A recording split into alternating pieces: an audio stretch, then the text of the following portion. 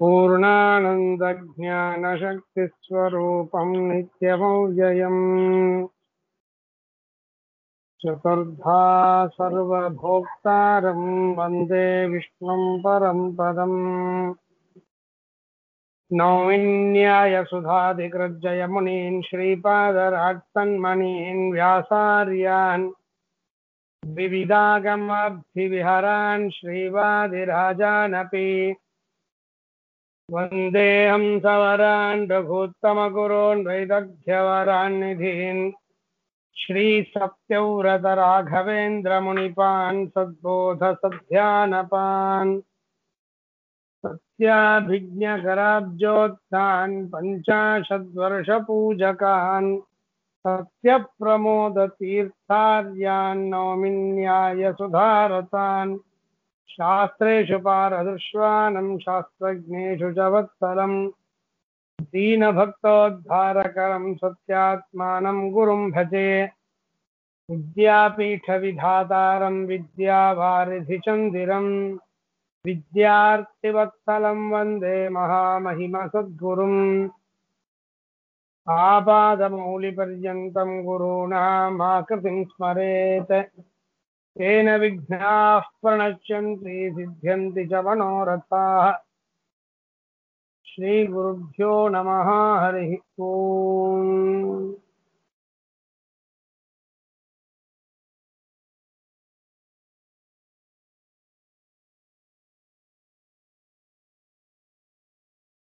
श्रीगुरुभ्यो नमः हरिः ओम्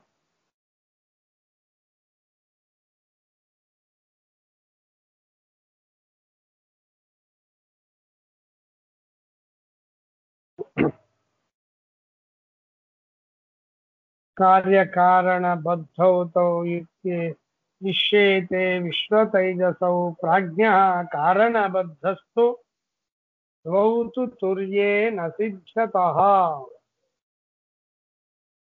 ಈ ಮಂತ್ರ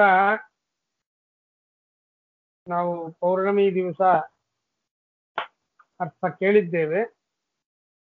ಸ್ವಲ್ಪ ಅಂಶ ಉಳಿದಿತ್ತು, ಅದರ ಬಗ್ಗೆ ತಿಳಿದುಕೊಳ್ಳುವಂತಹ ಪ್ರಯತ್ನ ಮಾಡೋಣ. ಶ್ರೀ ಗುರುಭ್ಯೋ ನಮಃ. ಇಲ್ಲಿ ಬದ್ಧ ಎನ್ನುವಂತಹ ಶಬ್ದ, ಈ ಬದ್ಧ ಎನ್ನುವಂತಹ ಶಬ್ದ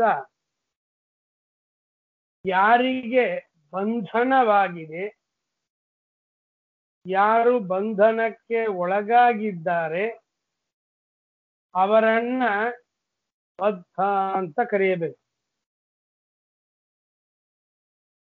ಭಗವಂತ ಅವನು ಎಲ್ಲರನ್ನು ಬಂಧನಕ್ಕೆ ಒಳಮಾಡಿಸ್ತಾನೆ. ದೇವರು ಎಲ್ಲರನ್ನು ಬಂಧಿಸುತ್ತಾನೆ. ಅಂತಹ ದೇವರನ್ನ ಬದ್ಧ ಅಂತ ಹೇಗೆ ಕರೆಯುವುದು ಅಂತಂದ್ರೆ, ಅದಕ್ಕೆ ಶ್ರುತಿಯೇ, ಕೌಶಾರವ ಎನ್ನುವ ಶ್ರುತಿ ಇದಕ್ಕೆ ವ್ಯಾಖ್ಯಾನ ಮಾಡಿದೆ. ಬಂಧನವನ್ನು ತಂದು ಕೊಡ್ತಾನೆ, ಆದ್ದರಿಂದ ದೇವರಿಗೆ ಬದ್ಧ. ಬಂಧನಕರ್ತ ತಾನು ಬಂಧನಕ್ಕೆ ಒಳಗಾಗುವುದಿಲ್ಲ, ಮತ್ತೊಬ್ಬರಿಗೆ ಬಂಧನವನ್ನು ಕೊಡ್ತಾನೆ. ಆ ಕಾರಣ ದೇವರಿಗೆ ಬದ್ಧ ಅಂತ ಕರೆಯುವುದು. ಒಂದು ವೇಳೆ ದೇವರಿಗೆ ಬದ್ಧತ್ವ ಇತ್ತು ಅಂತಾದರೆ, ದೇವರೇ ಬಂಧನಕ್ಕೆ ಒಳಗಾಗಿದ್ದಾನೆ ಅಂತ ಆದರೆ, ಅದೇ ಶ್ರುತಿಯ ಅರ್ಥ ಅಂತ ಆದರೆ, ಆಗ ಶ್ರುತಿಗಳಿಗೆ ಭಗವಂತನ ಗುಣೋತ್ಕರ್ಷವನ್ನು ಹೇಳುವ ವಿಷಯದಲ್ಲಿ ತಾತ್ಪರ್ಯ ಇದೆ ಅಂತ ಹೇಳಿದ್ದು ವಿರುದ್ಧವಾಗ್ತದೆ. ಏನು ದೇವರು ಯಾವುದರಿಂದಲೂ ಕಟ್ಟು ಬೀಳುವನಲ್ಲ. ಬದ್ಧ ಅಂದ್ರೆ ಕಟ್ಟಿಸಿಕೊಳ್ಳಲ್ಪಟ್ಟವ, ಸಂಸಾರದಲ್ಲಿ ಸಿಗಿಬಿದ್ದವ ಎನ್ನುವ ಅರ್ಥವನ್ನ ಬದ್ಧ ಶಬ್ದ ಹೇಳಲ್ತೆ. ಶ್ರೀಮದಾಚಾರ್ಯರು ಹೇಳ್ತಾರೆ, ಬದ್ಧ ಎನ್ನುವುದು ದೇವರು ಕಟ್ಟು ಬಿದ್ದಿದ್ದಾನೆ ಅಂತನ್ನುವ ಅರ್ಥದಲ್ಲಿ ಸರ್ವಾತ್ಮನ ಇಲ್ಲ, ಕಿಂತು ಎಲ್ಲರನ್ನು ಕಟ್ಟಿ ಹಾಕುತ್ತಾನೆ ಭಗವಂತ ಎನ್ನುವ ಅರ್ಥದಲ್ಲಿ ಬದ್ಧ ಶಬ್ದವನ್ನ ಶ್ರುತಿ ಉಪಯೋಗಿಸ್ತಾ ಇದೆಯೇ ಹೊರತು ದೇವರೇ ಸ್ವಯಂ ಕಟ್ಟು ಬಿದ್ದಿದ್ದಾನೆ ಎನ್ನುವ ಅರ್ಥದಲ್ಲಿ ಶ್ರುತಿಯು ಬದ್ಧ ಎನ್ನುವ ಶಬ್ದವನ್ನ ಬಳಸ್ತಾ ಇಲ್ಲ, ಉಪಯೋಗಿಸ್ತಾ ಇಲ್ಲ ಅಂತ ಹೇಳಿ, ಈಗ ಅದೇ ಅರ್ಥ ಮಾಡಿದರೆ ಏನಾಗತ್ತೆ? ಬದ್ಧ ಶಬ್ದಕ್ಕೆ ಕಟ್ಟು ಬಿದ್ದಿದ್ದಾನೆ ಅಂತ ಅರ್ಥವೇ ಮಾಡೋಣ. ಯಾಕೆ ನೀವು ಕಟ್ಟಿ ಹಾಕುತ್ತಾನೆ ಎನ್ನುವ ಅರ್ಥ ಹೇಳ್ತೀರಿ? ಲೋಕದಲ್ಲಿ ಬದ್ಧ ಅಂತಂದ್ರೆ ಕಟ್ಟು ಬಿದ್ದಿದ್ದಾನೆ, ಕಟ್ಟಿ ಹಾಕಿದ್ದಾರೆ, ಕಟ್ಟು ಬಿದ್ದಿದ್ದಾನೆ ಎನ್ನುವ ಅರ್ಥವೇ ಲೋಕದಲ್ಲಿ ಕಂಡು ಬಂದಾಗ ಆ ಅರ್ಥವನ್ನು ಕೊಡುವ ಬದ್ಧ ಎನ್ನುವ ಶಬ್ದವನ್ನು ಭಗವಂತನಲ್ಲಿ ಪ್ರಯೋಗ ಮಾಡಿದಾಗ ನೀವೇನ್ ಅರ್ಥ ಮಾಡ್ತೀರಿ? ಕಟ್ಟು ಬಿದ್ದಿದ್ದಾನೆ ಎನ್ನುವ ಅರ್ಥ ಇಲ್ಲ, ಕಟ್ಟಿ ಹಾಕ್ತಾನೆ, ಮತ್ತೊಬ್ಬರನ್ನು ಕಟ್ಟು ಬೀಳುವಂತೆ ಮಾಡ್ತಾನೆ ಅಂತ ಅರ್ಥ ಹೇಳ್ತೀರಲ್ಲ. ಇದು ಬೇರೆ ಕಡೆಗೆ ಲೋಕದಲ್ಲಿ ಕಂಡು ಬಂದಿಲ್ಲ, ನೀವು ಹೀಗೆ ಯಾಕೆ ಅರ್ಥ ಮಾಡ್ತೀರಿ? ಏನು ಅರ್ಥ ತೋರಿದೆಯೋ ಅಷ್ಟೇ ಹೇಳ್ರಿ, ಏನ್ ತಪ್ಪಾಗ್ತದೆ ಅಂತಂದ್ರೆ ತಪ್ಪ ಆಗ್ತದೆ ಅಂತ ಹೇಳ್ತಾರೆ. ಬದ್ಧ ಶಬ್ದಕ್ಕೆ ಕಟ್ಟು ಬಿದ್ದಿದ್ದಾನೆ ಅಂತೆ ಅರ್ಥ ಮಾಡಿಬಿಟ್ಟರೆ, ಇದೇ ಆ ಶ್ರುತಿಯ ಅರ್ಥ ಅಂತ ಹೇಳಿದರೆ ಆಗ ಶ್ರುತಿಗಳಿಗೆ ತಾತ್ಪರ್ಯ ಏನು? ಭಗವಂತನ ಗುಣೋತ್ಕರ್ಷದಲ್ಲಿ ತಾತ್ಪರ್ಯ. ಗುಣಪೂರ್ಣ ಭಗವಂತ ಅಂತ ಹೇಳುವ ವಿಷಯದಲ್ಲಿ ಶ್ರುತಿಗಳಿಗೆ ತಾತ್ಪರ್ಯವಿದೆ. ಶ್ರುತಿಗಳಿಗೆ ತಾತ್ಪರ್ಯವಿರೋದು ಭಗವಂತನ ಗುಣೋತ್ಕರ್ಷದಲ್ಲಿ. ಉತ್ಕೃಷ್ಟ ಗುಣ ಇದ್ದವ ಭಗವಂತ. ಅನಂತ ಗುಣಗಳು ಪೂರ್ಣವಾಗಿ ಭಗವಂತನಲ್ಲಿದೆ, ಸ್ವಲ್ಪವೂ ದೇವರಲ್ಲಿ ದೋಷ ಇಲ್ಲ ಅಂತ ಹೇಳಲಿಕ್ಕೆ ಹೊರಟಿದೆ ಶ್ರುತಿ. ಈ ಶ್ರುತಿಗಳ ಸಮಸ್ತ ವಾಕ್ಯಕ್ಕೆ ಇದೇ ಅರ್ಥ, ಭಗವಂತ ಗುಣಪೂರ್ಣ ಎನ್ನುವುದೇ ಅರ್ಥ ಅಂತ. ಭಗವಂತನ ಗುಣೋತ್ಕರ್ಷದಲ್ಲಿ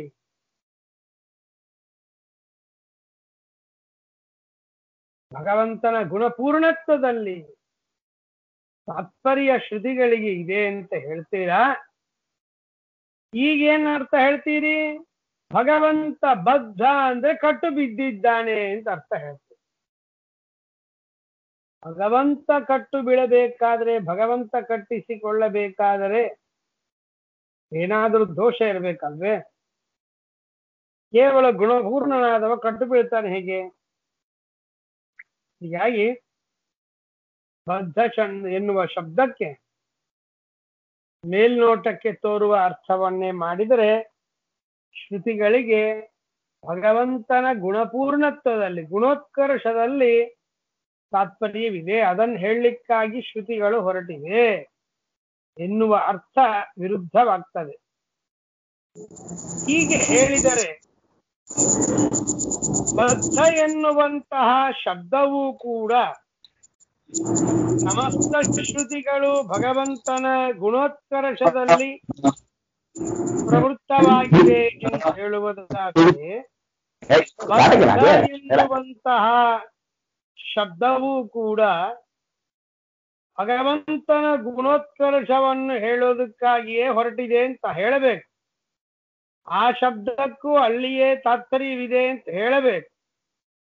ಹಾಗೆ ನೀವು ಹೇಳದಿದ್ದರೆ ಬದ್ಧ ಶಬ್ದ ದೇವರು ಕಟ್ಟು ಬಿದ್ದಿದ್ದಾನೆ ಎನ್ನುವ ಅರ್ಥ ಹೇಳುತ್ತೆ. ಎಲ್ಲಾ ಶ್ರುತಿಗಳು ಭಗವಂತನ ಗುಣೋತ್ಕರ್ಷದಲ್ಲಿ ಗುಣಪೂರ್ಣತ್ವದಲ್ಲಿ ತಾತ್ಪರ್ಯವಿದೆ ಅಂತ ಹೇಳಿದರೆ ಈ ಶ್ರುತಿಯೇ ದೇವರಿಗೆ ವಿರುದ್ಧ ಬಿತ್ತಲ್ಲ. ದೇವರ ಗುಣೋತ್ಕರ್ಷ ಎಲ್ಲಿ ಹೇಳಿತ್ತು? ಸಕಲ ಶ್ರುತಿಗಳು ಭಗವಂತನ ಗುಣೋತ್ಕರ್ಷ ಹೇಳಲಿಕ್ಕಾಗಿ ಹೊರಟಿದೆ ಅಂತಂದ್ರೆ ಹಾಗಾದ್ರೆ ಈ ಶ್ರುತಿಯು ದೇವರಿಗೆ ಬದ್ಧತ್ವವನ್ನು ಹೇಳುವ ಈ ಶ್ರುತಿಯು ಕೂಡ ಭಗವಂತನ ಗುಣೋತ್ಕರ್ಷವನ್ನು ಹೇಳಬೇಕು. ಮೇಲ್ನೋಟಕ್ಕೆ ತೋರುವಂತೆ ಭಗವಂತ ಕಟ್ಟು ಬಿದ್ದಿದ್ದಾನೆ ಎನ್ನುವ ಅರ್ಥವನ್ನೇ ಹೇಳುವುದಾದರೆ ಅದು ಭಗವಂತನ ಗುಣೋತ್ಕರ್ಷ ಹೇಳಲಿಲ್ಲ. ಈ ಶ್ರುತಿ ಭಗವಂತನ ಗುಣೋತ್ಕರ್ಷ ಹೇಳಲಿಲ್ಲ ಅಂತಾದ್ರೆ ಸಮಗ್ರ ಶ್ರುತಿಯು ಭಗವಂತನ ಗುಣೋತ್ಕರ್ಷವನ್ನು ಹೇಳುವುದರಲ್ಲಿ ತಾತ್ಪರ್ಯ ಉಳ್ಳದ್ದು ಅಂತ ಹೇಳುವುದು ಸಮಂಜಸ ಆಗುವುದಿಲ್ಲ. ಅದು ಸಮಂಜಸ ಆಗಬೇಕಾದ್ರೆ ಬದ್ಧ ಎನ್ನುವ ಶಬ್ದವೂ ಕೂಡ ಭಗವಂತನ ಗುಣೋತ್ಕರ್ಷವನ್ನೇ ಹೇಳಿಕೊಡುತ್ತದೆ. ಅದೇನ್ ಗುಣೋತ್ಕರ್ಷ? ಜೀವರಿಗೆ ಬಂಧನವನ್ನು ಕೊಡ್ತಾನೆ ಭಗವಂತ. ಬಂಧನ ಭಗವಂತನ ಅಧೀನ. ಹೀಗೆ ಅರ್ಥವನ್ನು ಮಾಡಿದರೆ ಮಾತ್ರ ಸಕಲ ಶ್ರುತಿಗಳು ಭಗವಂತನ ಗುಣೋತ್ಕರ್ಷದಲ್ಲಿ ತಾತ್ಪರ್ಯ ಉಳ್ಳದ್ದು ಎನ್ನುವ ಮಾತಿಗೆ ವಿರೋಧ ಬರುವುದಿಲ್ಲ. ಇಲ್ಲದೆ ಇದ್ರೆ ಪರಸ್ಪರ ವಿರೋಧ ಅಂತ ಅನ್ನೋದು ಬರಬೇಕಾಗ್ತದೆ ಅಂತ ಹೇಳಿದ್ರೆ ಇದರ ಮೇಲೆ ಒಂದು ಪ್ರಶ್ನೆ ಬರುತ್ತೆ. ನೀವು ಹೇಳ್ತೀರಿ ನಿಜ, ಎಲ್ಲಾ ಶ್ರುತಿಗಳು ಭಗವಂತನ ಗುಣದ ಉತ್ಕರ್ಷದಲ್ಲೇ ಮಹಾ ತಾತ್ಪರ್ಯ ಉಳ್ಳದ್ದು ಅಂತ ಅಂತೀರಲ್ಲ, ಅದಾದರೂ ಹೇಗೆ ಸಿದ್ಧ?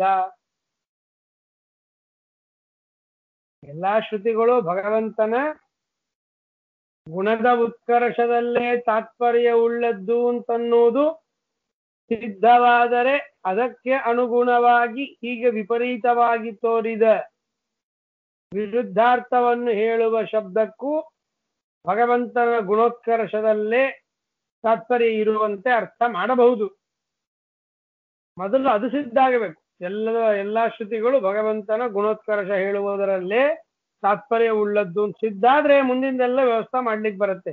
ಏನೇನು ವಿರುದ್ಧವಾಗಿ ತೋರ್ತೋ ಅದೆಲ್ಲದಕ್ಕೂ ಅರ್ಥಾಂತರ ಮಾಡ್ಲಿಕ್ಕೆ ಬರುತ್ತೆ. ಇದೇ ಮೊದಲು ಸಿದ್ಧ ಆಗಬೇಕಲ್ಲ ಅಂತಂದ್ರೆ ಮಹೋಪನಿಷತ್ ಎನ್ನುವಂತಹ ಗ್ರಂಥದ ಶ್ಲೋಕವನ್ನು ಪ್ರಮಾಣವನ್ನಾಗಿ ಶ್ರೀಮದಾಚಾರ್ಯರು ಉದಾಹರಣೆ ಮಾಡ್ತಾ ಇದ್ದಾರೆ. ವಿಷ್ಣು ಗುಣೋಕ್ತಿ ಪರತ ಮಮ ನಿತ್ಯಂ ಸುರೇಶ್ವರಾಃ ತದರ್ಥಂ ಅನ್ಯತ್ ವಚನಂ ಅತಸ್ತಸ್ಯ ವಿರೋಧೀಯತ್ ತನ್ಮಮಾರ್ಥೋ ನಹಿ ಕ್ವಾಪಿ ತಾಹಂ ತತ್ಸರಣಾತ್ ಸದಾ ಸರಸ್ವತೀತಿ ಸಂಪ್ರೋಕ್ತ ತಸ್ಮಾತ್ ಜ್ಞೇಯ ಹರೇರ್ಗುಣಾಃ.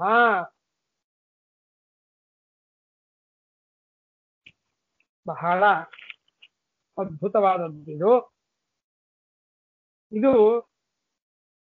ವೇದಾಭಿಮಾನಿನಿಯಾಗಿರ್ತಕ್ಕಂತಹ ಸರಸ್ವತಿ ದೇವಿಯವರು ದೇವತೆಗಳನ್ನ ಸಂಬೋಧಿಸಿ ಮಾತಾಡ್ತಾ ಇದ್ದಾರೆ. ಅವರು ಮಾತಾಡುವ ಮಾತನ್ನ ಉದಾಹರಣೆ ಮಾಡ್ತಾ ಇದ್ದಾರೆ ಪ್ರಮಾಣಕ್ಕೆ. ಹೇ ಸುರೇಶ್ವರಾಃ, ದೇವತಾ ಶ್ರೇಷ್ಠರುಗಳಿರ, ಹೇ ದೇವತೆಗಳೇ, ದೇವತಾ ಶ್ರೇಷ್ಠರೇ, ಪರಮಾತ್ಮನ ವಿಷ್ಣೋ ಗುಣೋಕ್ತಿ ಪರತ ಮಮ ನಿತ್ಯಂ. ಭಗವಂತನ ಗುಣದ ಉಕ್ತಿ, ಪರಮಾತ್ಮನ ಗುಣಗಳನ್ನು ಹೇಳುವುದರಲ್ಲೇನೆ ನನಗೆ ಮಹಾ ತಾತ್ಪರ್ಯವಿದೆ. ಪರ ಅಂದ್ರೆ ತಾತ್ಪರ್ಯ. ಗುಣೋಕ್ತಿ, ಭಗವಂತನ ಗುಣಗಳನ್ನು ಹೇಳುವುದರಲ್ಲೇ ತಾತ್ಪರ್ಯವಿದೆ ಅಂತ ವೇದಕ್ಕೆ ಅಭಿಮಾನಿ ದೇವತೆಯಾದ ಸರಸ್ವತಿ ದೇವಿಯವರು ಮಾತಾಡ್ತಾ ಇದ್ದಾರೆ. ಹಾಗಾದರೆ ಏನರ್ಥ? ಸಕಲ ವೇದಗಳು ಕೂಡ ವೇದಾಭಿಮಾನಿ ಮಾತಾಡೋದ್ರಿಂದ ವೇದದಲ್ಲಿ ಏನ್ ಆಗ್ತಾ ಇದೆ, ವೇದಗಳು ಏನನ್ನು ಮಾಡ್ತಾ ಇದೆ ಅಂತ ಅದಕ್ಕೆ ಅಭಿಮಾನಿ ದೇವತೆಯಾದ ಸರಸ್ವತಿ ದೇವರು ಹೇಳ್ತಾ ಇದ್ದಾರೆ.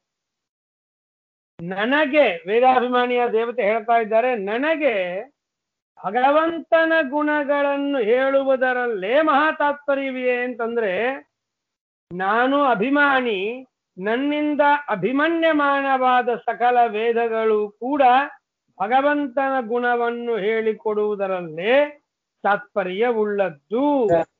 ದೇವರಿಗೆ ವಿರುದ್ಧವಾಗಿ ಹೇಳುವುದರಲ್ಲಿ ಆ ವೇದಗಳಿಗೆ ಎಂದೆಂದೂ ತಾತ್ಪರ್ಯವಿಲ್ಲ. ಹಾಗೆ ದೇವರಿಗೆ ವಿರುದ್ಧವಾಗಿ ಹೇಳತ್ತೆ ಅಂತ ತಪ್ಪು ತಿಳುವಳಿಕೆ ಮಾಡಿಕೊಳ್ಳಬೇಡಿ ಅಂತ ಸರಸ್ವತಿ ದೇವಿಯವರು ಹೇಳ್ತಾ ಇದ್ದಾರೆ. ಅಲ್ಲ, ನೀವು ಹೀಗೆ ಹೇಳ್ತಾ ಇದ್ದೀರಿ ನಿಜ, ಇದರ ಮೇಲೆ ಒಂದು ಪ್ರಶ್ನೆ ಬರುತ್ತೆ. ಬ್ರಹ್ಮಾದಿ ದೇವತೆಗಳ ಮಹಿಮೆಯನ್ನು ಪ್ರತಿಪಾದನೆ ಮಾಡತ್ತಲ್ವೇ ವೇದಗಳು? ಹಾಗಾದ್ರೆ ನೀವು ಹೇಳಿದ ಮಾತು ತಪ್ಪಾಯ್ತು. ಪರಮಾತ್ಮನ ಗುಣಗಳನ್ನು ಹೇಳುವುದಕ್ಕೇನೆ ವೇದಗಳು ಹೊರಟಿದೆ, ಅದರಲ್ಲೇನೆ ಮುಖ್ಯ ತಾತ್ಪರ್ಯವಿದೆ ವೇದಗಳಿಗೆ ಅಂತ ಹೇಳ್ತೀರಿ.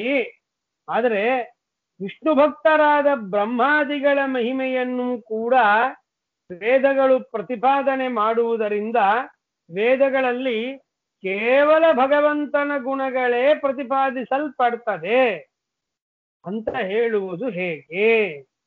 ಹೊಂದಾಣಿಕೆ ಆಗ್ತಾ ಇಲ್ಲಲ್ಲ ಅಂತಂದ್ರೆ ಅದಕ್ಕೂ ಉತ್ತರ ಕೊಡ್ತಾ ಇದ್ದಾರೆ. ತದರ್ಥಂ ಅನ್ಯದ್ವಚನಂ.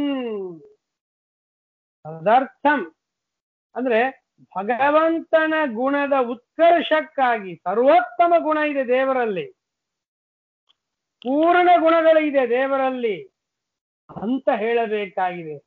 ಅದಕ್ಕಾಗಿ ಅನ್ಯತ್ ವಚನಂ. ಅನ್ಯತ್ ವಚನಂ ಅಂದ್ರೆ ವಿಷ್ಣು ಭಕ್ತರಾಗಿರ್ತಕ್ಕಂತಹ ಬ್ರಹ್ಮಾದಿ ದೇವತೆಗಳ ಮಹಿಮೆಯನ್ನು ಹೇಳಿಕೊಡುವಂತಹ ಏನು ಮಾತು ಇದೆಯಲ್ಲ, ಆ ಮಾತು ಅನ್ಯತ್ ಅಂದ್ರೆ ಅನ್ಯರನ್ನ, ಪರಮಾತ್ಮನಿಂದ ಬೇರೆಯಾದ ಬ್ರಹ್ಮಾದಿ ದೇವತೆಗಳನ್ನ ಹೊಗಳುವಂತಹ ಏನು ವಚನ ಇದೆ, ಆ ವಚನವು ತದರ್ಥಂ ಭಗವಂತನ ಗುಣ ಹೆಚ್ಚನ್ನ, ಭಗವಂತನಿಗೆ ಇನ್ನೂ ಹಿರಿಮೆಯನ್ನ ತಂದು ಕೊಡುವುದಕ್ಕಾಗಿ ಹೇಳಿದ್ದು. ಏನ್ ಹೇಗಾಗತ್ತೆ ಅದು ಅಂತಂದ್ರೆ, ಬ್ರಹ್ಮಾದಿ ದೇವತೆಗಳಿಗೆ ಈ ಮಹಿಮೆ ಇದ್ದಾಗ ಇನ್ನು ವಿಷ್ಣುವಿನ ಮಹಿಮೆ ಹೇಳಬೇಕಾ ಪ್ರತ್ಯೇಕವಾಗಿ ಅಂತ ಕೈಮುತ್ಯನ್ಯಾಯೇನ ಭಗವಂತನ ಮಹಿಮೆಯನ್ನ ಹೇಳುವುದಕ್ಕೆ ಹೊರಟಿದೆ. ಬ್ರಹ್ಮಾದಿಗಳ ಮಹಿಮೆಯನ್ನು ಹೇಳಿಕೊಡುವ ಮಾತು ಕೂಡ. ಹೇಗೆ? ಶತೇ ಪಂಚಾಶನ್ಯಾಯೇನ ಅಂತಂತಾರೆ. 100 ರೂಪಾಯಿ ಒಬ್ಬರ ಕೈಯಲ್ಲಿದೆ, 100 ರೂಪಾಯಿ ಇದ್ದವನ ಹತ್ರ 50 ಇರೋದಿಲ್ಲೇನು? ಹಾಗೆ ಕೈಮುತ್ಯ ನ್ಯಾಯೇನ ಇದು ಸ್ವಲ್ಪ ದೃಷ್ಟಾಂತ, ಹೆಚ್ಚಿದ್ದವ್ರ ಹತ್ರ ಕಡಿಮೆ ಇರೋದಿಲ್ಲೇನೋ ಅಂತನೋ ಅರ್ಥದಲ್ಲಿದೆ. ಇನ್ನು ಇದಕ್ಕೆ ಸರಿ ಅಂದ್ರೆ ಕೈಮುತ್ಯ ನ್ಯಾಯೇನ ಕಿಮುತ, ಇವರಿಗೆ ಈ ಮಹಿಮೆ ಇದ್ದಾಗ ಇನ್ನು ಇವರನ್ನು ನಿಯಮನೆ ಮಾಡುವ ಪರಮಾತ್ಮನಿಗೆ ಇನ್ನೆಷ್ಟು ಮಹಿಮೆ ಇರಬೇಕು? ಊಹಿಸಿಕೊಳ್ಳಿ, ತಿಳಿದುಕೊಳ್ಳಿ ದೇವರ ಮಹಿಮೆಯನ್ನ ಅಂತ ಹೇಳಿ ಇನ್ನಷ್ಟು ದೇವರ ಮಹಿಮೆ ಹೆಚ್ಚಾಯಿತು ಬ್ರಹ್ಮಾದಿಗಳನ್ನ ಸ್ತೋತ್ರ ಮಾಡುವುದರಿಂದ. ದೇವರ ಮಹಿಮೆ ಹೆಚ್ಚಾಗಿದೆ ಅಂತ ತಿಳಿಸಿಕೊಡುವುದಕ್ಕಾಗಿ ಬ್ರಹ್ಮಾದಿಗಳನ್ನ ಸ್ತೋತ್ರ ಮಾಡುವುದೇ ಹೊರತು ಬ್ರಹ್ಮದೇವರ ಮಹಿಮೆ ಭಾರಿ ಇದೆ ಅಂತಲ್ಲ. ನಿಜವಾಗಿ ಬ್ರಹ್ಮದೇವರ ಮಹಿಮೆ ಅದ್ಭುತವೇ, ಅದರಲ್ಲಿ ಏನು ಪ್ರಶ್ನೆ ಇಲ್ಲ. ದೇವರಿಗಿಂತ ಉತ್ತಮ ಅಂತ ಅನ್ನೋ ಅಭಿಪ್ರಾಯದಲ್ಲಿ ಹೇಳಲಿಕ್ಕೆ ಹೊರಟಿಲ್ಲ. ಬ್ರಹ್ಮದೇವರಿಗೆ ಇಂಥ ಮಹಿಮೆ ಅಂದ್ರೆ ಇಂಥ ಮಹಿಮೆಯನ್ನ ಬ್ರಹ್ಮದೇವರಿಗೆ ಕೊಟ್ಟ ಭಗವಂತನ ಮಹಿಮೆ ಎಷ್ಟದ ತಿಳಿದುಕೊಳ್ಳಿ ಅಂತನ್ನುವುದನ್ನ ತಿಳಿಸುವುದಕ್ಕಾಗಿ ಅನ್ಯದ್ವಚನಂ, ಬ್ರಹ್ಮಾದಿ ಪರಮಾತ್ಮ ಭಿನ್ನರಾದ ದೇವತೆಗಳ ಬಗ್ಗೆ ಹೊಗಳುವಂತಹ ಮಾತು. ಹೀಗೆ ಎಲ್ಲಿ ಹೇಳಿದೆ ಅಂತ ಹೇಳಿದೆ, ಶರೀತಂ ವೈಷ್ಣವಾನಾಂಚ ವಿಷ್ಣುದ್ರೇಕಾಯ ಕಥ್ಯತ ಇತಿ. ವೈಷ್ಣವರ ವಿಷ್ಣು ಭಕ್ತರ ಚರಿತ್ರೆ ಭಗವಂತನ ಗುಣೋತ್ಕರ್ಷಕ್ಕಾಗಿ ಇದೆ. ವಿಷ್ಣು ಭಕ್ತರಿಗೆ ಈ ಮಹಿಮೆ ಅಂದ್ರೆ ಸ್ವಯಂ ವಿಷ್ಣುವಿಗೆ ಎಂತ ಮಹಿಮೆ ಇರ್ಲಿಕ್ಕಿಲ್ಲಲ್ಲ ಅಂತ ಆಶ್ಚರ್ಯದಿಂದ ದೇವರ ಮಹಿಮೆಯನ್ನ ತಿಳಿದುಕೊಳ್ಳಬೇಕು. ಅದಕ್ಕಾಗಿ ವಿಷ್ಣು ಭಕ್ತರ ಮಹಿಮೆಯನ್ನ ತಿಳ್ಕೊಳ್ಬೇಕು ಅಂತಾರೆ. ನಾವು ಕೇಳಿ ತಿಳಿತೇವೆ ವ್ಯಾಸರಾಯರ ಚರಿತ್ರೆಯಲ್ಲಿ ಮಂಡನ ಮಿಶ್ರ ಎನ್ನುವಂತಹ ಮಹಾ ಮೇಧಾವಿ ಪಂಡಿತರಂತಾರೆ, ಗುರುಗಳ ಶಿಷ್ಯರ ಮಹಿಮೆಯೇ ಇಷ್ಟಿದ್ರೆ, ವ್ಯಾಸರಾಜರ ಮಹಿಮೆಯೇ ಇಷ್ಟಿದ್ರೆ ಅವರ ಗುರುಗಳಾದ ಶ್ರೀಪಾದರಾಜರ ಮಹಿಮೆ ಇನ್ನೆಷ್ಟಿರ್ಲಿಕ್ಕಿಲ್ಲ. ಶಿಷ್ಯರ ಒಂದು ಪ್ರಭಾವದಿಂದ, ಶಿಷ್ಯರ ಒಂದು ಪಾಂಡಿತ್ಯದಿಂದ ಗುರುಗಳ ಪಾಂಡಿತ್ಯವನ್ನು ಲೆಕ್ಕ ಹಾಕ್ತಿದ್ರು. ಹಾಗೆ ವಿಷ್ಣು ಭಕ್ತರ ಮಹಿಮೆಯೇ ಇಷ್ಟಿದ್ದರೆ ಅವರಿಗೆ ಈ ಮಹಿಮೆ ಕೊಟ್ಟ ವಿಷ್ಣುವಿನ ಮಹಿಮೆ ಇನ್ನೆಷ್ಟಿರ್ಲಿಕ್ಕಿಲ್ಲ ಅಂತ ದೇವರ ಗುಣೋತ್ಕರ್ಷಕ್ಕಾಗಿ ಭಗವದ್ಭಕ್ತರ ಚರಿತ್ರೆಯನ್ನ, ಭಗವದ್ಭಕ್ತರ ಮಹಿಮೆಯನ್ನ ಶ್ರುತಿಯಲ್ಲಿ ಹೇಳಿದೆ. ಮತ್ತೊಂದು ಕಾರಣವನ್ನು ಹೇಳ್ತಾ ಇದ್ದಾರೆ. ಆ ಮಹಾತಾಯಿ ಹೇಳ್ತಾ ಇದ್ದಾರೆ, ಸರಸ್ವತಿ ಅಂತ ನನ್ನ ಹೆಸರಪ್ಪ, ನನ್ನ ಹೆಸರನ್ನ ವಿಚಾರ ಮಾಡಿ ನೋಡ್ರಿ. ನನ್ನ ಹೆಸರು ಏನ್ ಹೇಳಿ ಕೊಡುತ್ತೆ ಗೊತ್ತಾ? ವಿಷ್ಣುವಿನ ಗುಣೋತ್ಕರ್ಷದಲ್ಲೇ ಮಹಾ ತಾತ್ಪರ್ಯವಿದೆ ಅಂತನ್ನುವುದೇ ನನ್ನ ಹೆಸರಿಗೆ ಅರ್ಥ.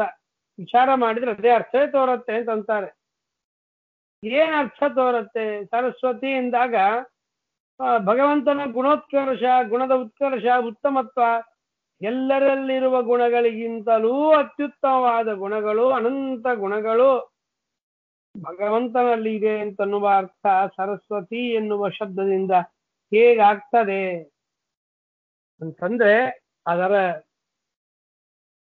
ಆಗುವ ಕ್ರಮವನ್ನ, ಅರ್ಥೈಸುವ ಕ್ರಮವನ್ನ ಹೇಳ್ತಾ ಇದ್ದಾರೆ.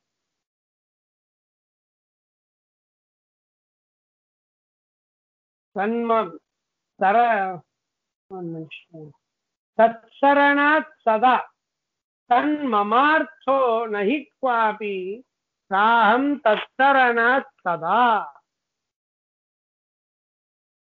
ಭಗವತ್ ತಸ್ಯ ವಿರೋಧಿಯತ್ ತನ್ಮಮಾರ್ಥಃ ಕ್ವಾಪಿ ನಹಿ. ಭಗವಂತನ ಗುಣೋತ್ಕರ್ಷಕ್ಕೆ ವಿರೋಧಿಯಾದದ್ದೆಂದೂ ಕೂಡ ನನ್ನ ಅರ್ಥ ಅಲ್ಲ, ನನಗೆ ಸಮ್ಮತವಾದ ಅರ್ಥ ಅಲ್ಲ, ನನ್ನ ಅರ್ಥ ಅಲ್ಲೇ ಅಲ್ಲದು. ವೇದಾಭಿಮಾನಿನಿಯಾದ ನನಗೆ ಸಮ್ಮತವಾದ ಅರ್ಥ ಅಲ್ಲ, ದೇವರ ಗುಣೋತ್ಕರ್ಷಕ್ಕೆ ವಿರುದ್ಧವಾದ ಅರ್ಥ. ಏನೇ ವೇದದಲ್ಲಿ ಹೇಳಿದ್ದರೂ ಕೂಡ ಭಗವಂತನ ಗುಣೋತ್ಕರ್ಷಕ್ಕಾಗಿ ಹೇಳಿರ್ತಾರೆ. ದೇವರನ್ನು ಹೊಗಳೋದಾಗ್ಲಿ, ದೇವರ ಭಕ್ತರನ್ನು ಹೊಗಳೋದಾಗ್ಲಿ, ಇದೆಲ್ಲವೂ ದೇವರ ಗುಣೋತ್ಕರ್ಷಕ್ಕಾಗಿ ಇದ್ದದ್ದು. ಹೀಗಾಗಿ ಅದು ಹೇಗ್ ಗೊತ್ತಾಯ್ತು? ನನ್ನ ಶಬ್ದದಿಂದೇ ತಿಳಿದು ಬರ್ತಾ ಇದೆ ಅಂತ ಅಂತಾಳೆ ಆಕೆ ತಾಯಿ. ಅದು ಹೇಗೆ ಅಂತಂದ್ರೆ, ತತ್ಸರಣಾತ್ ಸದಾ, ತತ್ಸರಣಾತ್ ತಸ್ಯ ಅಂದ್ರೆ ಭಗವಂತನ ಗುಣದ ಉತ್ಕರ್ಷ. ಆ ಭಗವಂತನ ಗುಣೋತ್ಕರ್ಷಕ್ಕೆ ವಿರೋಧಿಯಾದ ಅರ್ಥ ತಸ್ಯ ಶರಣಾತ್ ತತ್ಸರಣಾತ್ ಆಗಿದೆ. ಸಸ್ಯ ಅಂದ್ರೆ ಭಗವಂತನ ಗುಣದ ಉತ್ಕರ್ಷ, ಇದಕ್ಕೆ ವಿರೋಧಿಯಾದದ್ದು. ಏನದು ವಿರೋಧಿ? ಬದ್ಧ ಅಂತನ್ನುವ ಅರ್ಥ, ಕಟ್ಟು ಬಿದ್ದಿದ್ದಾನೆ ಎನ್ನುವ ಅರ್ಥ ಭಗವಂತನ ಗುಣೋತ್ಕರ್ಷಕ್ಕೆ ವಿರುದ್ಧ. ಅಂದಮೇಲೆ ಇದನ್ನ ಸರಣ, ಅಪಸರಣ, ದೂರ ಸರಿಸೋದ್ರಿಂದ ಯಾವ ಅರ್ಥವು ಭಗವಂತನ ಗುಣೋತ್ಕರ್ಷಕ್ಕೆ ವಿರೋಧಿಯಾಗಿ ನಿಂತಿದೆ ಅದನ್ನ ಸರಣ, ದೂರ ಸರಿಸುವುದರಿಂದ ಅಹಂ, ನಾನು ಸರಸ್ವತಿ ಸಂಪ್ರೋಕ್ತ, ಸರಸ್ವತಿ ಅಂತ ನನಗೆ ಕರೀತಾರೆ. ಎಂದೆಂದೂ ಕೂಡ ಭಗವಂತನ ಗುಣೋತ್ಕರ್ಷಕ್ಕೆ ವಿರೋಧಿಯಾದ ನಾನು ಸಹನೆ ಮಾಡುವುದೇ ಇಲ್ಲ. ಅಂದ್ರೆ ಏನರ್ಥ? ನನಗೆ ಸಹನ ಆಗ್ತಾ ಇಲ್ಲ ಅಂದ್ರೆ ಏನರ್ಥ? ನನ್ನಿಂದ ಅಭಿಮನ್ಯಮಾನವಾದ ವೇದಗಳು ಕೂಡ ಅದನ್ನ ಸಹಿಸುವುದಿಲ್ಲ. ಎಲ್ಲಾ ವೇದ, ಸಮಗ್ರ ವೇದ ಅವು ಭಗವಂತನ ಗುಣೋತ್ಕರ್ಷಕ್ಕೆ ವಿರೋಧಿಯಾದದ್ದನ್ನು ದೂರ ಸರಿಸ್ತದೆ. ಅಂದ್ರೆ ಆ ಅರ್ಥವನ್ನು ಹೇಳಿಕೊಡುವುದಿಲ್ಲ. ಭಗವದ್ ಗುಣೋತ್ಕರ್ಷದಕ್ಕೆ ವಿರುದ್ಧವಾದದ್ದನ್ನು ನಾನು ಅಪಸರಣ ದೂರ ಸರಿಸುವುದರಿಂದ ನನಗೆ ಸರಸ್ವತಿ ಅಂತ ಕರೀತಾರೆ. ಈ ಸರಸ್ವತಿ ಶಬ್ದವೇ ಭಗವದ್ ಗುಣೋತ್ಕರ್ಷವನ್ನ ಅಪೇಕ್ಷೆ ಪಡ್ತಕ್ಕಂಥದ್ದು. ತಸ್ಮಾತ್ ಆದ್ದರಿಂದ ಹರೇರ್ಗುಣ ಜ್ಞೇಯ ಬದ್ಧ ಎನ್ನುವ ಶಬ್ದವು ಕೂಡ ಭಗವಂತನ ಗುಣವನ್ನು ಹೇಳಿಕೊಡುತ್ತೆ. ಏನ್ ಗುಣ? ದೇವರು ಬಂಧನವನ್ನು ಕೊಡ್ತಾನೆ. ದೇವರಿಗೆ ಬಂಧನವಿಲ್ಲ. ಇನ್ನೊಬ್ಬರನ್ನು ಕಟ್ಟಿ ಹಾಕ್ತಾನೆ ಭಗವಂತ, ತಾನು ಕಟ್ಟು ಬೀಳುವುದಿಲ್ಲ. ದೇವರಿಗೆ ಯಾಕೆ ಈ ಹಣೆ ಬರಹ ಕಟ್ಟು ಬೀಳುವುದು? ತಾನು ಕಟ್ಟಿ ಹಾಕ್ತಾನೆ. ಅಂದ್ರೆ ಉದಾಹರಣೆಗೆ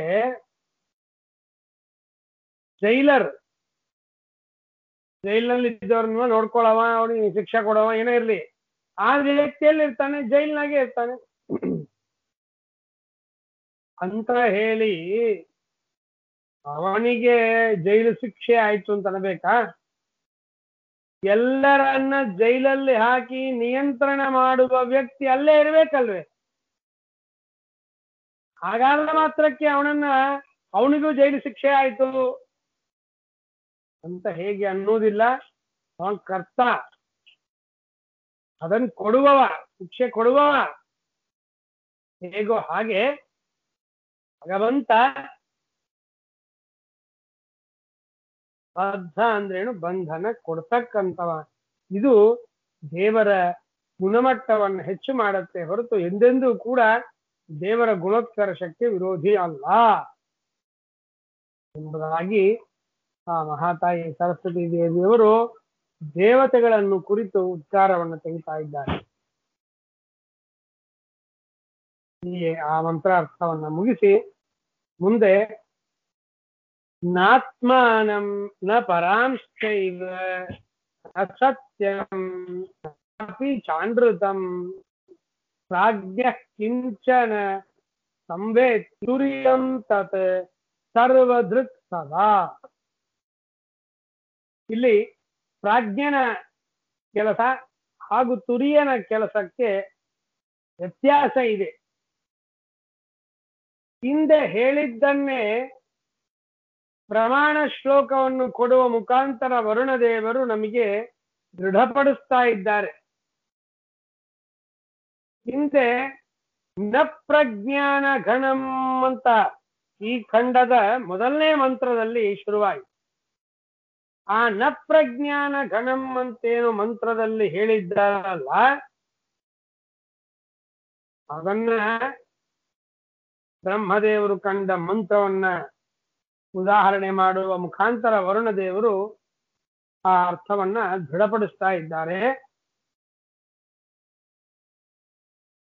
ನಾತ್ಮಾನಂ ನ ಪ್ರಜ್ಞಾನ ಘಣಂ. ತುರಿಯ ಪ್ರಜ್ಞಾನ ಘನನಲ್ಲ.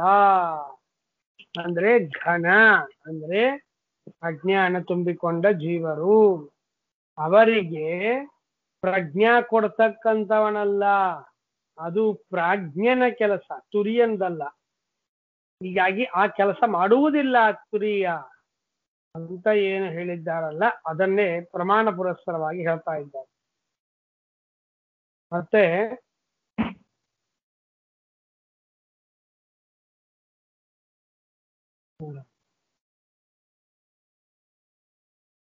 ಪ್ರಾಜ್ಞ ಕಿಂಚನ ಸಂವೇತ್ತಿ ಅಂತನ್ನುವ ಈ ಮಂತ್ರದಿಂದ ಏನು ಸ್ಪಷ್ಟ ಮಾಡ್ತಾ ಇದ್ದಾರೆ ಅಂತಂದ್ರೆ, ಏನೇನು ತುರಿಯ ತಿಳಿಸುವುದಿಲ್ಲ, ಪ್ರಾಜ್ಞನಾಮಕ ಭಗವಂತ ಏನೇನು ತಿಳಿಸ್ತಾನೆ. ತಿಳಿದಿದ್ದೇವೆ ಈಗಾಗಲೇ ಹಿಂದೆ. ಮತ್ತೊಮ್ಮೆ ಪ್ರಮಾಣ ಏನ್ ಹೇಳುತ್ತೆ ಅದೇ ಮಾತನ್ನು ಹೇಳ್ತಾ ಇದೆಯಾ ಅಂತ ಅನ್ನೋದನ್ನ ತಿಳ್ಕೊಳ್ಳೋಣ. ನಾತ್ಮಾನಂ ನ ಪರಾಂಶ್ಚೈವ. ಆತ್ಮ ಅಂದ್ರೆ ಜೀವ ಸ್ವರೂಪ. ಈ ಜೀವ ಸ್ವರೂಪವನ್ನ ಪ್ರಾಜ್ಞ ನ ಸಂವೇತ್ತಿ ತಿಳಿಸುವುದಿಲ್ಲ. ಜೀವಸ್ವರೂಪ ಏನು ಅಂತ ಪ್ರಾಜ್ಞೆ ತಿಳಿಸುವುದಿಲ್ಲ. ನ ಪರಾನ್, ಪರಾನ್ ಅಂದ್ರೇನು? ಮುಂದೆ ಹೇಳುವಂತೆ ಜೀವ, ಕಾಲ ಮತ್ತು ಅಜ್ಞಾನ, ಸುಖ, ನಿದ್ರಾವಸ್ಥಾ ಇವುಗಳನ್ನ ಪ್ರಾಜ್ಞೆ ತಿಳಿಸ್ತಾನೆ. ಜೀವ ಸ್ವರೂಪ ತಿಳಿಸೋದಿಲ್ಲ ಅಂತೀವಿ, ಜೀವನ ತಿಳಿಸ್ತಾನೆ ಅಂತೀವಿ. ಏನಿದೆ ಅಂದ್ರೆ ಅಹಂ ಅಹಂ ಅಹಂ ಎಂಬುದಾಗಿ ಜೀವನ ಜ್ಞಾನ ಇದೆ. ಅವನು ಎಂತವ ಅಂತನ್ನೋದೆಲ್ಲ ತಿಳಿಯೋದಿಲ್ಲ. ಅವನ ಸ್ವರೂಪ ಏನು ಅಂತ ಅನ್ನೋದು ಗೊತ್ತಾಗೋದಿಲ್ಲ.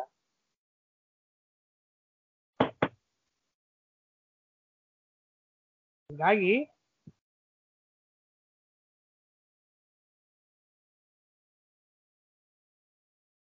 ಜೀವ ಸ್ವರೂಪವನ್ನ ಪ್ರಾಜ್ಞೆ ತಿಳಿಸುವುದಿಲ್ಲ.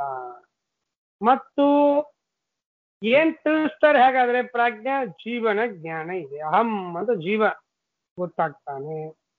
ಅಜ್ಞಾನ, ಕಾಲ, ಸುಖ, ಸ್ವಪ್ನಾವಸ್ಥಾ, ಸುಷುಪ್ತಿ ಅವಸ್ಥಾ ಇದೆಲ್ಲವನ್ನು ಪ್ರಾಜ್ಞೆ ತಿಳಿಸ್ತಾರೆ. ಇದನ್ನು ಬಿಟ್ಟು ಉಳಿದಿದ್ದನ್ನ ಪ್ರಾಜ್ಞೆ ತಿಳಿಸುವುದಿಲ್ಲ ಎನ್ನುವ ಮಾತನ್ನು ಹೇಳ್ತಾ ಇದ್ದಾರೆ.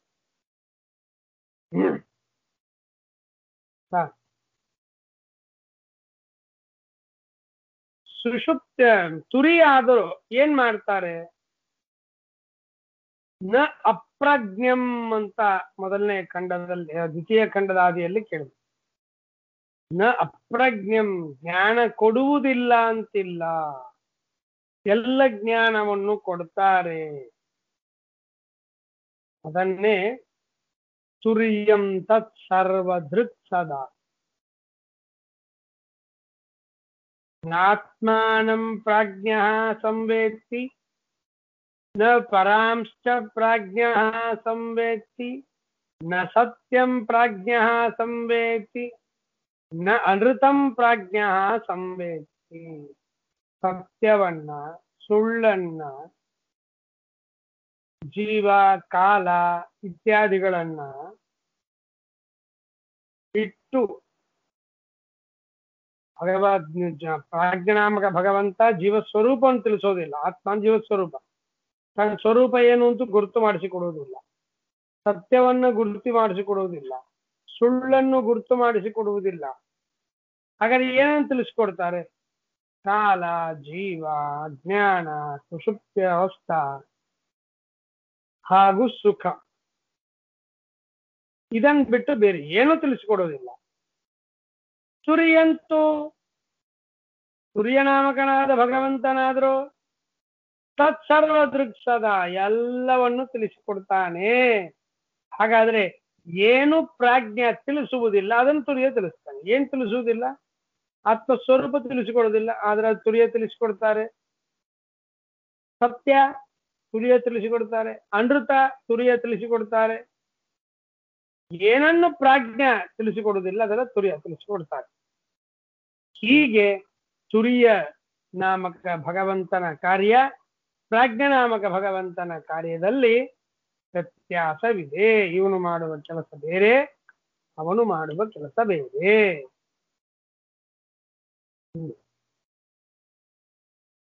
ಇಲ್ಲೊಂದು ಉಪನಿಷತ್ತಿನಲ್ಲಿ ನಾವು ಕೇಳಿದ್ದು ಸಂವೇತ್ತಿ, ತಿಳಿಯುತ್ತಾನೆ. ವೇತ್ತಿನ ತಿಳಿಯುತ್ತಾನೆ.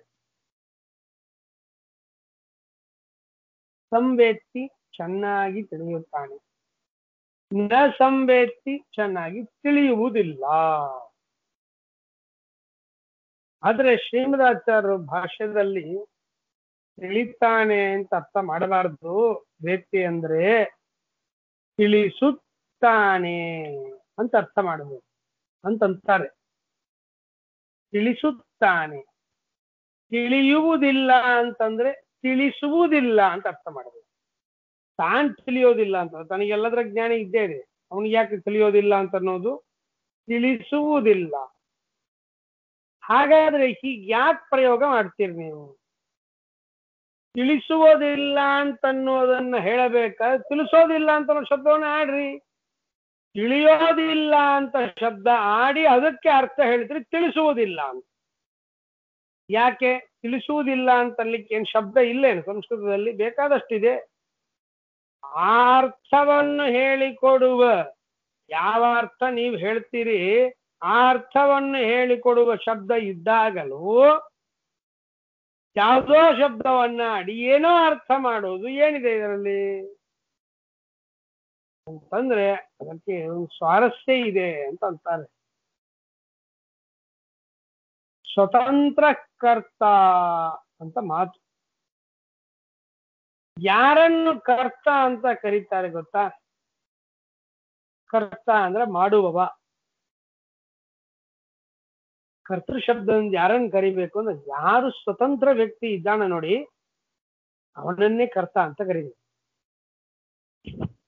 ಯಾಕೆಂದ್ರೆ ಅವನೇ ಸ್ವತಂತ್ರವಾಗಿ ಮಾಡೋನು.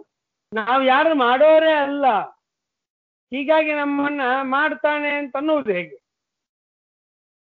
ಸ್ವತಂತ್ರವಾಗಿ ಊಟ ಮಾಡುವವ ಭಗವಂತ. ಭಗವಂತ ಊಟ ಮಾಡ್ತಾನೆ ಅಂದ್ರೆ ಏನರ್ಥ?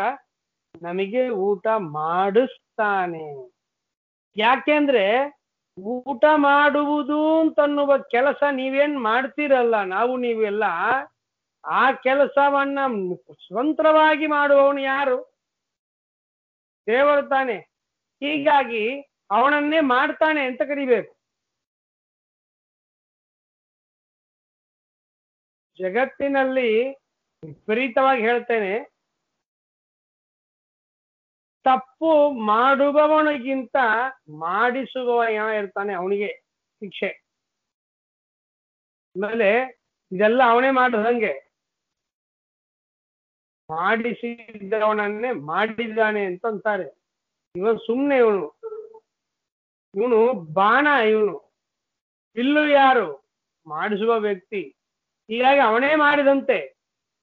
ಇವನು ಮಾಡಿದ್ರು ಹೆಚ್ಚಿನ ದಂಡನೆ ಅವನಿಗೆ, ಮಾಡಿಸಿದವನಿಗೆ. ಹೇಗೋ ಹಾಗೆ ಇಲ್ಲಿ ವಿಪರೀತವಾಗಿ ಮಾಡುತ್ತಾನೆ ಅಂತಂದ್ರೆ ತಿಳಿತಾನೆ ಅಂದ್ರೆ ಅಂತ ತಿಳಿಸುತ್ತಾನೆ. ಸ್ವತಂತ್ರವಾಗಿ ನಾವೇನು ಜ್ಞಾನ ಮಾಡಿಕೊಳ್ಳುತ್ತೇವೆ ಅದನ್ನ ಮಾಡಿಸುವುದು ಯಾರು?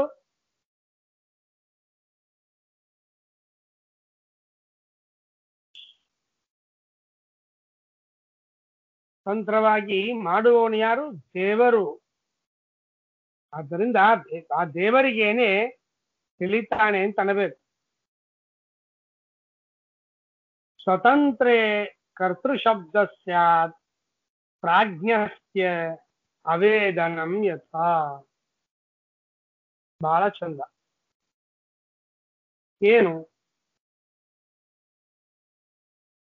ದೇವರು ನ ಸಂವೇತ್ತಿ ಅಂತ ಉಪನಿಷತ್ ಹೇಳುತ್ತೆ. ಪ್ರಾಜ್ಞನಾಮಕ ಭಗವಂತ ಆತ್ಮಾನಂ ಸ್ವಸ್ವರೂಪವನ್ನು, ಜೀವಸ್ವರೂಪವನ್ನು ನ ಸಂವೇತ್ತಿ ತಿಳಿಯುವುದಿಲ್ಲ ಅಂತ ಮೇಲ್ನೋಟಕ್ಕೆ ಅರ್ಥ.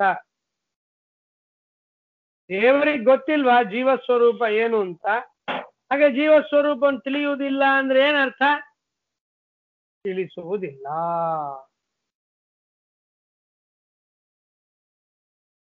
ನ ಸಂವೇತಿ ಅಂದರೆ ತಿಳಿಯೋದಿಲ್ಲ ಎನ್ನುವ ಕ್ರಿಯವನ್ನು ಕುರಿತು ಮುಖ್ಯವಾಗಿ ತಾನೇ ಕರ್ತ, ದೇವರೇ ಕರ್ತ. ಜೀವ ಏನ್ ತಿಳಿಯೋದಿಲ್ಲ ನೋಡಿ, ಆ ತಿಳಿಯೋದಿಲ್ಲ ಅಂತ ಅನ್ನೋದೊಂದು ಕ್ರಿಯಾ ಇದೆಯಲ್ಲ, ಆ ಕ್ರಿಯಾ ಮಾಡೋದೇ ದೇವರು. ದೇವರು ಆ ಕ್ರಿಯಾ ಮಾಡಿದ್ದಕ್ಕೆ ನಮಗೆ ತಿಳಿಲಿಕ್ಕೆ ಸಾಧ್ಯ ಆಗ್ತಾ ಇಲ್ಲ. ಹೀಗಾಗಿ ಭಗವಂತನೇ ನಮಗೆ ತಿಳಿಯದೇ ಇದ್ದಂತೆ ಮಾಡಿದ್ದಾನೆ. ಹೀಗಾಗಿ ದೇವರನ್ನೇ ತಿಳಿದಿಲ್ಲ ಅಂತ ನಾವು. ಹೀಗಾಗಿ ತಿಳಿದಿಲ್ಲ, ತಿಳಿತಾನೆ, ಎಲ್ಲವೂ ಕೂಡ ತಿಳಿಸ್ತಾನೆ. ತಿಳಿದಿಲ್ಲ ಅಂದ್ರೆ ತಿಳಿಯದೇ ಇದ್ದಂತೆ ಮಾಡ್ತಾನೆ. ಅಷ್ಟೇ ಅರ್ಥವೇ ಹೊರತು ದೇವರು ತಿಳಿದಿಲ್ಲ ಅಂತ ಅರ್ಥ ಅಲ್ಲ. ಇದಕ್ಕೆ ಎಲ್ಲಿದೆ ಪ್ರಮಾಣ ಅಂದ್ರೆ ಉಪನಿಷತ್ತೇ. ಇದೇ ಉಪನಿಷತ್ತೇ ಹೇಳ್ತಾ ಇದೆ ಪ್ರಾಜ್ಞನನ್ನ ತಿಳಿದಿಲ್ಲ, ತಿಳಿಸಿಲ್ಲ ಎನ್ನುವ ಅರ್ಥ. ಪ್ರಾಜ್ಞನಾಮಕನಾದಂತಹ ಭಗವಂತ ಎಲ್ಲವನ್ನು ತಿಳಿಸ್ತಾನೆ. ತುರಿಯನಾಮಕನಾದಂತಹ ಭಗವಂತ ಪ್ರಾಜ್ಞ ತಿಳಿಸದೇ ಇದ್ದದ್ದನ್ನು ತಿಳಿಸ್ತಾನೆ. ಏನಂತ? ಮೋಕ್ಷದಲ್ಲಿ ಜೀವರ ಸ್ವರೂಪವನ್ನು ತಿಳಿಸ್ತಾನೆ ಪ್ರಾಜ್ಞ.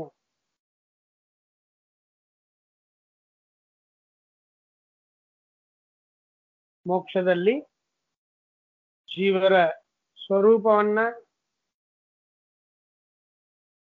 ಸತ್ಯಾನೃತಗಳನ್ನ ಎಲ್ಲವನ್ನೂ ತಿಳಿಸಿಕೊಡ್ತಕ್ಕಂಥವನು ಮಹಾನುಭಾವ ಪ್ರಾಜ್ಞ